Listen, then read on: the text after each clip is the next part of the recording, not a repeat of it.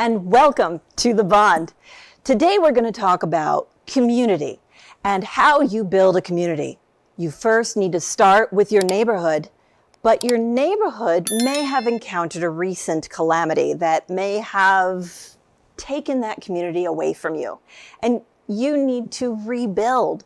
But how do you do that? Where do you start? Well, the first thing is you don't just need one house, you may need a variety of different structures. And if you've recently suffered a natural disaster, you want to be cognizant about the fact that the materials that you used to have may not be the materials that you want to rebuild in. So, for example, let's say you had something happen and now you need to wait for the EPA to come by and clean up any toxic material. You can help out a little bit. First, leave it to the professionals to take care of all of the debris removal. That might take about a month or so. But you can also investigate some of the NASA clean air study plants that they have decided would actually help to eat things like benzene, ammonia, and a lot of other pollutant debris.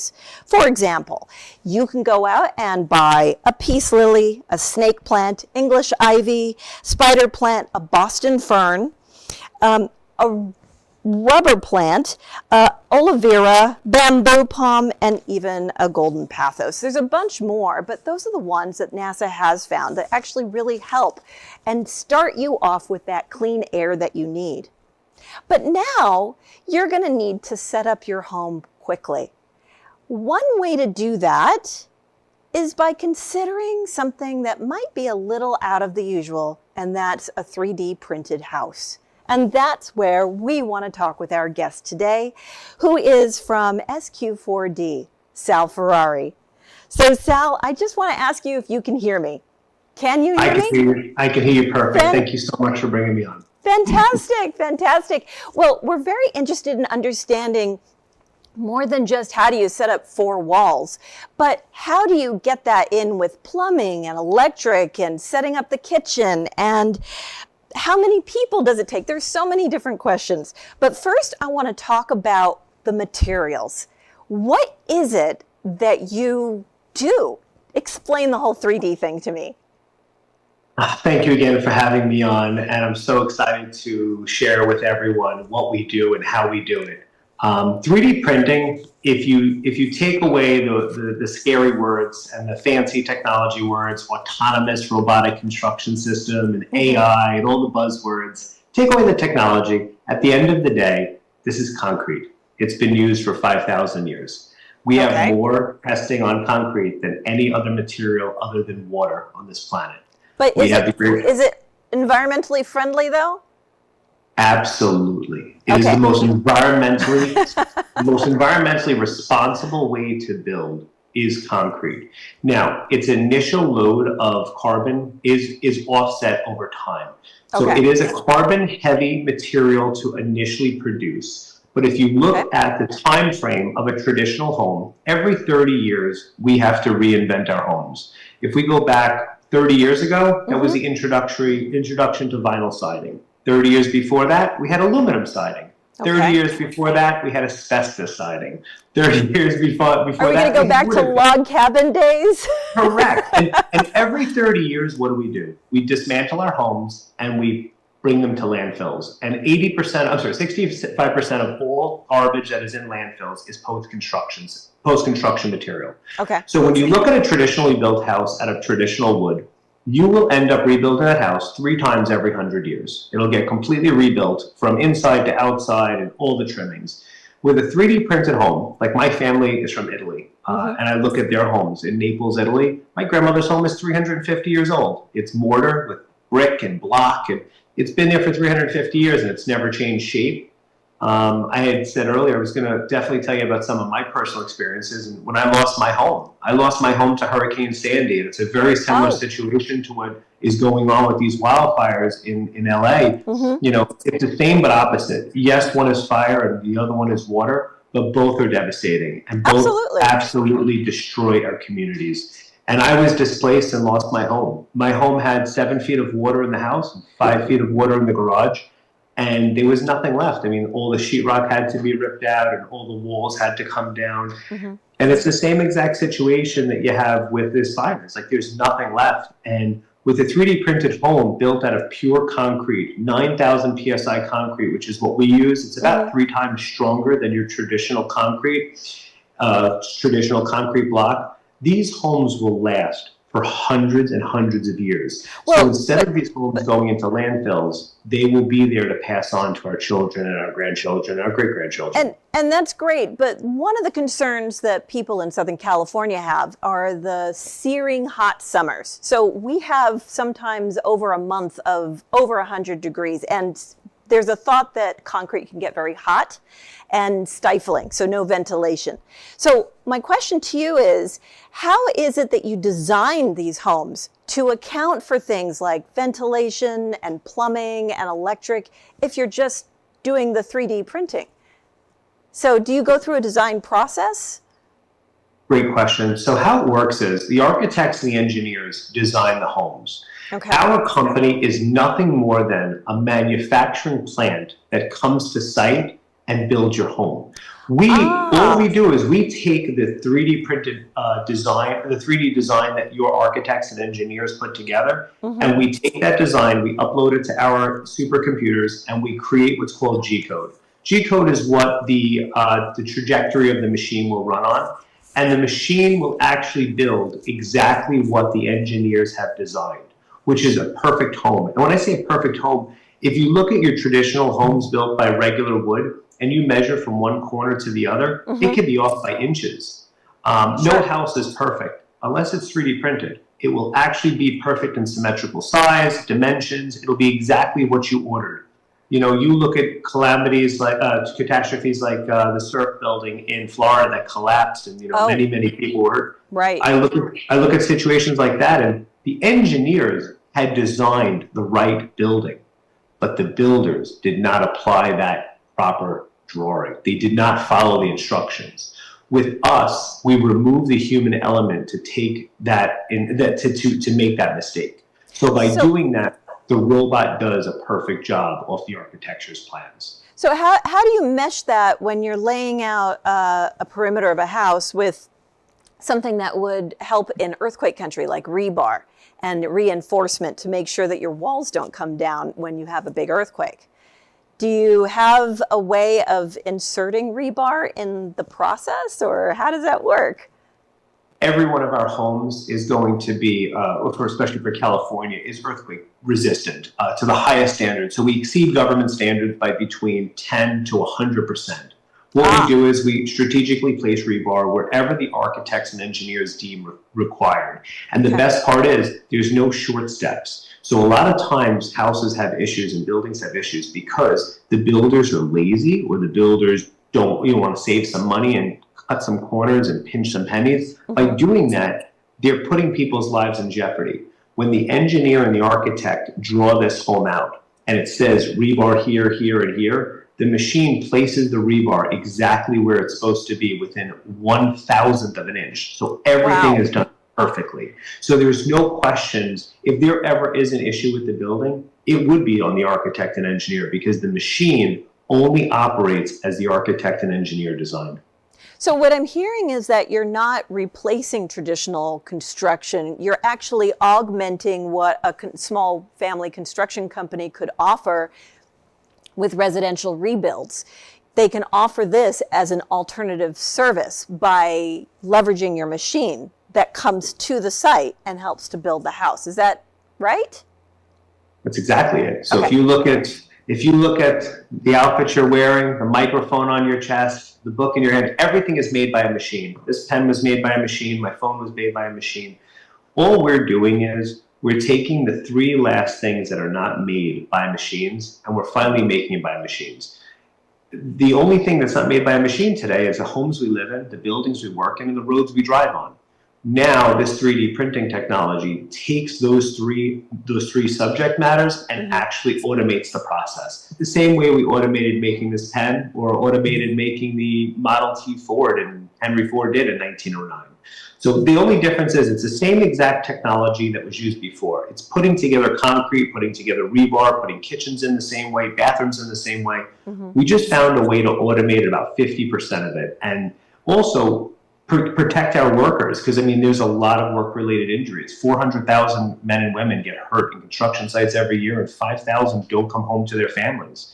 This machine and this technology is going to save hundreds, if not thousands, of lives every single year. And I think that's fantastic, but I want to tell our audience, we will be right back after this short break. So let's hear some more exciting stuff from SQ4D.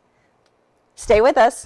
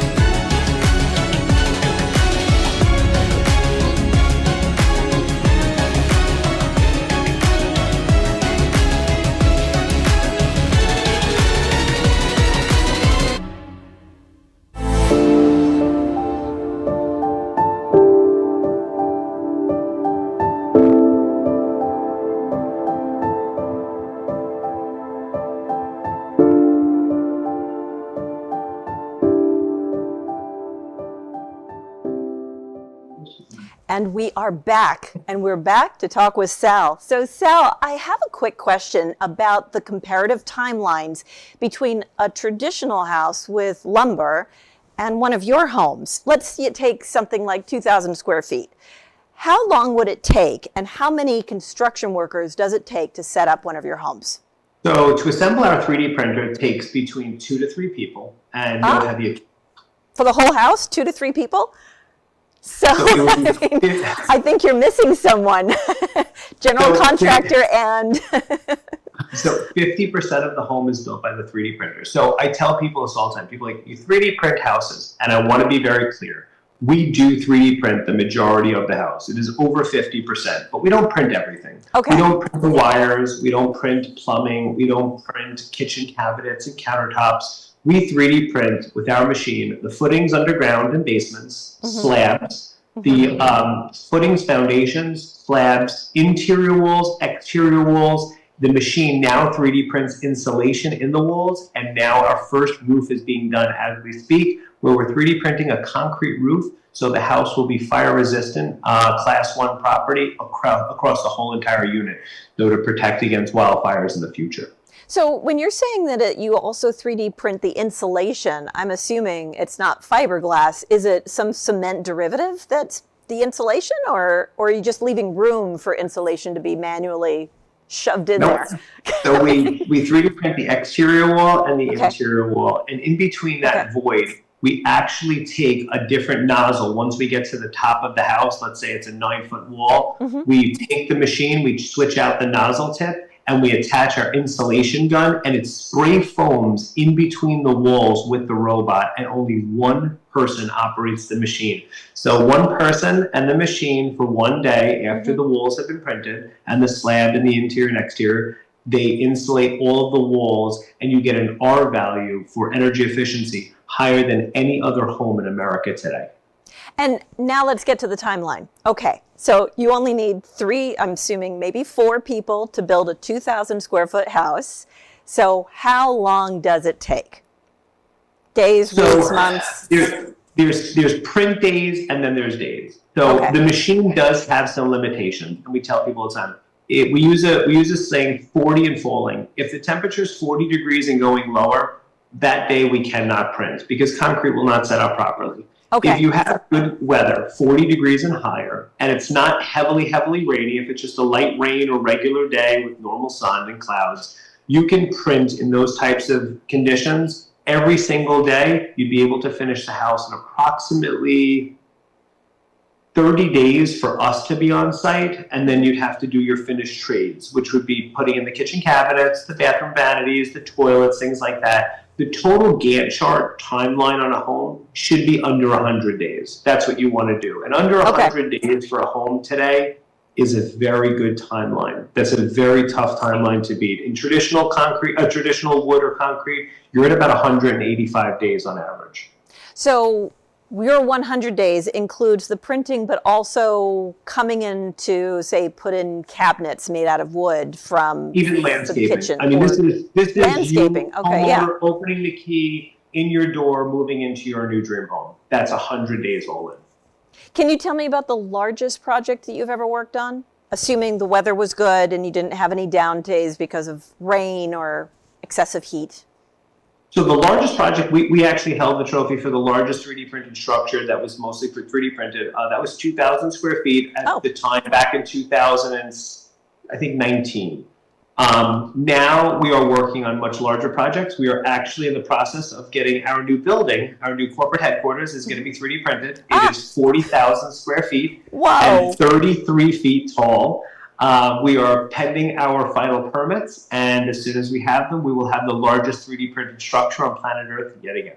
So you're not just doing single-story homes. You can actually have different floors. So you could do an apartment building, or absolutely. You could. We have a limitation right now of about 33 feet is our cap height. We have a width of about 100 feet wide by about 250 feet long. So those are the parameters that we like to stay in. If you need to do a bigger building like an Amazon building or a giant distribution center, We can 3D print our walls, just the walls, the exterior walls. We can do larger buildings, such as like big box places. Okay.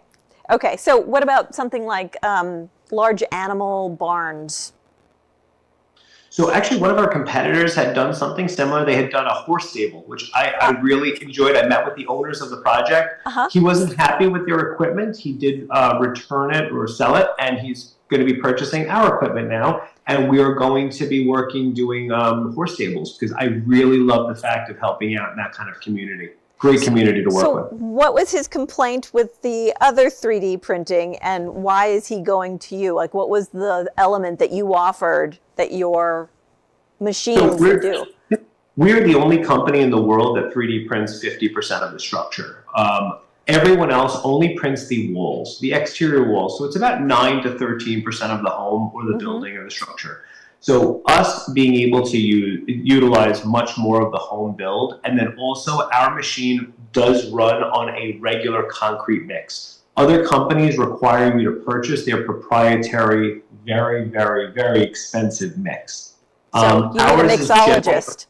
Mixologist. Ours is a general concrete, so you can go to Home Depot and purchase Satcrete or any brand name you want, and then just add water and sand, and you're ready to print. So our machine is very versatile. So if you're in a situation where hypothetically a neighborhood needed to be rejuvenated, would you rent out the machine to people, or would you just have lots of machines building on a block, or how would you distribute the ability to print? Let's assume everyone has a blueprint, everyone knows what style of home that they want, but you need to rebuild a block. How would you go about doing that? So we're doing a subdivision right now in California, which will be breaking ground in the next probably 60 days or so. Okay. And it's a subdivision of multiple houses in a row. We're actually setting up the track to go down all 5 houses, and we're going to build all 5 in a row simultaneously. So we'll be able to complete a project like that much faster. So depending on how close the community houses are, you're able to print them in a row. If not, you'll have to just move the machine from one lot to the other. The average time, like I said, on a 2,000 square foot home, you should be under 30 days, 30 days or less to build 50% of the home. So that's the cement part for the beading, for the 3D printing, and then other contractors come in to do the other home finishing things. Does your 3D printing include the roof? Yes, it now does. So we have our first demo house that we're going to be unveiling in the next couple of months. We're going to be doing a press release. It actually is a 3D printed structure that has a helipad on top of it. So we will be landing a helicopter on the roof of this building to show the durability of how amazing this technology is. It's a large structure. It's, I think, 24 feet tall by 32 feet wide by 34 feet long. So it's a nice 1,500 square foot structure, 1,300 square foot structure, 2 stories up in the air, and a 3D printed helipad on top of it. And so it can withstand that much weight for a helicopter to land on it? So it can handle snow load, which is actually, people think the helicopter looks cool, and I like it. It's a cool thing for the buzz, but at the end of the day, snow weighs a lot more, and snow load in New York is very heavy. So yes, it'll handle that weight with no problem. We may even be putting a jacuzzi up on top of there for some promo videos, but it'll be fun. Okay, so in California, we have various how should you put it, natural threats, right? We have the earthquakes, we have the high heat, we have wildfires, and sometimes in Malibu, for example, when we have heavy rains, we're also prone to some mudslides, and we have high winds. So how do you handle all of those? Wind, heat, rain, fire, earthquake, shake and bake. I will tell you, the 3 little piggies taught us this many, many moons ago. You don't want to live in a house built out of straw or wood. You want to be in the brick or concrete home. Okay. That will withstand the big bad wolf and also withstand any of the elements that you're talking about. So what about your foundation, though, right? You need, in general, foundations need to be of a certain depth in order to withstand some earthquakes, right? So how... So the 3D printer prints subterranean up to 10 feet deep. So all of our footings on our houses that we've built prior in New York have been 3 or 4 feet deep. with rebar reinforcement in all of our footings, both vertical and horizontal. So these would be able to handle any type of earthquake load, any type of tornado, wildfire, flooding, anything. I mean, even mold. I mean, mold is such a problem right now in homes. So many people are getting sick in their homes. Sure. Concrete is just mold resistant in general. It's so great. It's the most durable material we've ever created.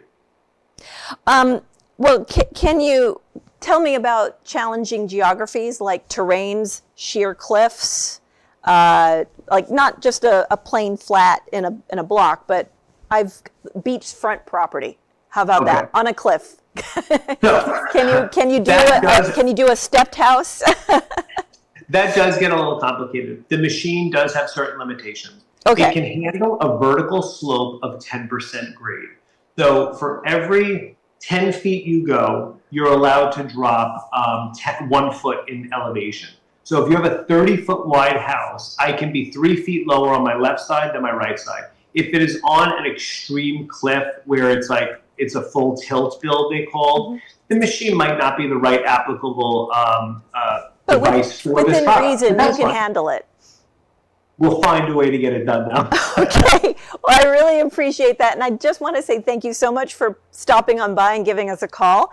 And now that we know that SQ4D was actually inspired by you, unfortunately due to a personal tragedy, but that gave you the motivation to create this amazing machine that now is helping lots of people rebuild and handle all sorts of house permanence that they need.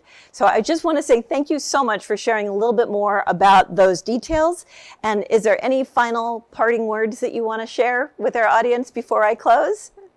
Thank you so much for having us on, and I can promise you this. You met me today, and you'll see us in the future. We're going to be building communities from California to New York and from Texas all the way to Canada. This technology is here to stay, and we're looking to transform communities that have been victimized or hurt from situations all the way to create new communities that need to be built. And we look forward to seeing you guys in the future. Excellent. Thank you so much for stopping on by. And so I just want to remind you that sometimes when you're rebuilding a community, you don't just start with any old house. Sometimes you need to get together with your community, and while you're in the process of rebuilding, you want to remember that your neighbors are still your neighbors. You may have to start bartering, see who can watch the kids while you help work with the architects to build something. Explore your different options for what you can rebuild, and just remember that you want to choose materials that are stronger and more durable than what you had in the past. Think about the natural causes that you could encounter, whether it's heat, fire, earthquakes, floods, or maybe a tornado. Hopefully not a fire tornado, but we do have some high winds out here in Southern California. So think about what it is that works best for you, and then consider these out-of-the-box options. You want to build something permanent. You want to build something that you can build memories in and start reliving your new community. So I want to say thank you so much for joining us. And I want to say thanks to Sal and everyone from SQ4D for giving us a new way of bonding with nature and our community. So until we bond again, take care.